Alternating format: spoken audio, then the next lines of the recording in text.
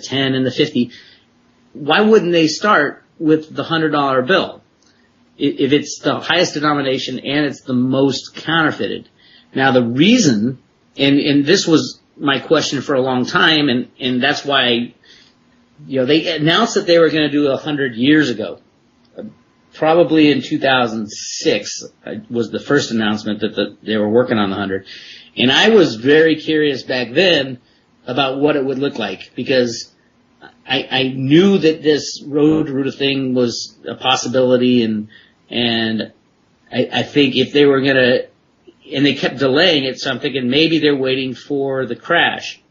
And then it came out in 2000, I believe, around 2008 or so, that they were gonna release it, and they had this big ceremony with Bernanke and Geithner, and they showed the bill, and the bill is just it is an amazing bill. If you look at it, it's split near the middle with a big blue line, and on the left side of the bill it looks like a regular 100 greenback, just green and white, and pretty boring. On the right side of the bill, it is filled with gold. It has a gold 100. It has a gold inkwell, a gold feather pen, a gold Liberty Bell.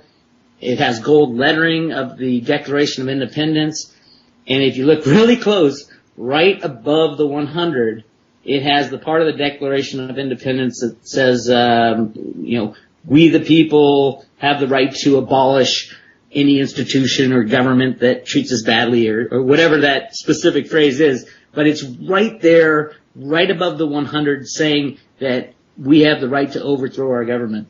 It's an amazing bill. It's beautiful, and they put it in storage. They said, we have a creasing problem. This is when the bankers got out of the crash in 2008. They said, we got a creasing problem. We're going to try to fix this. So they haven't released the 100 yet. They're waiting to the crash, and the 100 is going to be redeemable, probably backed with gold. If you look at one of the Fed Boston comics called Banking Basics, it's this comic that came out first in 1987, and then again in 2007, the same day that the Road to Ruta came out and the Wishes and Rainbows came out. It's this little booklet on certain things about banks, but they changed the booklet, and in it is people cashing in at banks gold for bills, cashing in gold at ATMs, in little coins of gold at ATMs. It's an amazing revelation, and it's got a picture of the Federal Reserve building with light shining on it, in contrast to the Gata painting that is coming out of the dark shadows. So it's an amazing story. The $100 bill, it fits in perfectly with the Road to Ruta theory. Unfortunately, it got delayed because of this banks saving themselves in 2008, but those bills are still in storage. They're ready to go as soon as the next crash happens, which I believe will start sometime this summer. Oh, thanks very much for that. That's wonderful. Sure. Yeah, thanks, Diane. You're saying big crash is coming soon. I mean, a lot of people are saying buy physical, Max, and Turd, so something's definitely up. Bix, obviously you're big, as you mentioned before, you read a bit of Cliff's reports, and this obviously got information on what he calls the ill winds, which is going to cause a lot of issues, and you can see what's happening in Fukushima. You can see the Missouri River bulking up, and some nuclear power plants possibly in danger. So in terms of your preparation, you did mention you weren't a prepper before you're reading Cliff's reports. How do you see some of the more dire information in Cliff's reports compared to obviously a reset of the system, which assumes that everything will be a little bit better at the end of the day? Well, Cliff tends to lean on he uses the dire language, so his reports are gonna kick out the more dire information. And he's talked about that a few times. I'm not saying that things will be nice and rosy when we return to a gold standard, and we crash the banks and return to a gold standard. There is a dark cloud on the horizon, and it is not.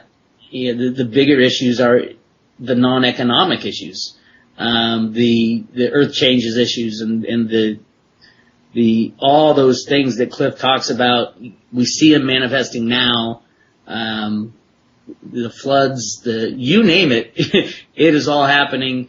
And that's something we're going to have to live through it. The question is, do we want to live through it in the current debt system that we are slaves to, or do we want to fight our way through it with a better system, a more fair system for the people, an honest system? And I think that the original Road to Ruta guys, Greenspan and Stephen Dubois and all those guys who put together this plan kind of planned it out to run it to this time now and take back the system for America so that we have a shot at surviving the other things that we're going to have to deal with. The worst thing that we could do is have to deal with all these earth changes and changes in the ill winds and things like that when we're deep in debt. So it's kind of like let's put a positive slant on the environment in which we'll be dealing with all these problems. Yeah, well said, Bix. Odison, we'll finish up with the last two questions. Hi again. So my first question actually is kind of a follow-up to something you had said before. If the United States comes out of the reboot mostly intact, but the other countries suffer deeply, partially because of the breakdown of trade, partially because of bad bets on our currency, do you see this leading to a world war, the United States versus everybody else? No, I don't think there'll be any money for war, because when the U.S. has the world's reserve currency, so a crash in the U.S. dollar where it's worthless, all the banks are interconnected. All the countries will, that are going through the austerity issues and all those problems will go away. They'll have new problems, but the debt problems, the money as debt fact of what we live today will be gone with the crash. So, the bad guys, they want a crash and they want world wars and they want to decrease the size of the population and that was their original goal. But from the U.S., I believe we'll lead by example, pulling all our troops home, starting to take care of ourselves because no one will trade with us, and in using our own natural resources instead of stealing the rest of the world's. A lot of those problems that were caused because of, we ran on a debt currency will be solved. And, I think the world wars will be, no one will have the money to fight them. As long as the bad guys don't take charge when the crash happens. That's kind of the, make it or break it moment is when the global system crashes, will we have the same people in charge and will we restart like an IMF type of world currency or a Marrow or anything like that? If that happens, then we're in deep trouble. I like your reference to bringing the troops home, because I actually had heard of that idea first from Ron Paul, and then later on it came up as a bot prediction. So it's kind of like a checksum, one of my checksums for me to make sure that the bots were sane and feasible. If you look at, it's really interesting. Ron Paul has run for president 3 times. The first time was in 1987 when the market crashed. The second time was in 2007 when the market crashed. And then he just announced now. So Ron Paul is ready to take over as soon as they complete this market crash. In 88 it was Bush Sr. got the presidency because the market didn't crash. In 2008 it was Obama got the presidency because the market didn't crash. And this time, it is ripe for a bigger crash, and all those things that Ron Paul has been saying since the 70s are going to come true through the remainder of this year, and he's going to be debating people saying the same thing he said over the past 30 years, And if it is true that all this stuff happens, he'll be a shoo-in for president. I agree. So my final question refers to what our future as a whole looks like. What economically important infrastructure is the most important to focus on repairing, updating, or hardening for the transition before the crash? For example, some possible answers could be an electric grid, nuclear plants, high-speed rails, local food production, roads and bridges, solar, wind, etc. That for me and what I deal with, it's such a huge question and so impossible. What's going to have the most magnifying effect that's broken right now? I am of the opinion, from listening to Cliff High, from running the road to Ruta to its conclusion, that the economic breakdown will kind of focus the attention on local communities, your family, your friends. It'll be local communities banding together. We're not going to be able to rely on the federal government for everything anymore. As far as, taking care of yourself through the transition, it's going to be food, it's going to be water, it's going to be protection. It's going to be, you want a checklist of all the things you need, medicines and toilet paper and you name it.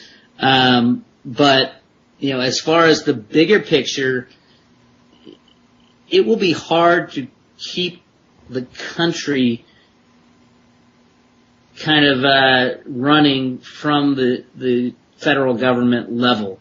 I think it'll lean more towards, first of all, there won't be any money for that to happen, but I think it'll lean towards more local communities getting together, and Cliff talks about this as well, and then kind of building those local communities, kind of rebuilding to a larger statewide and then, back to a federal, but the start will be learning to take care of your own community, starting from your family unit to your neighbors to your city type of thing. That's my take. It sounds like a social restructuring is what you're expecting to take front and center. Oh, definitely. I mean, to a local social structure.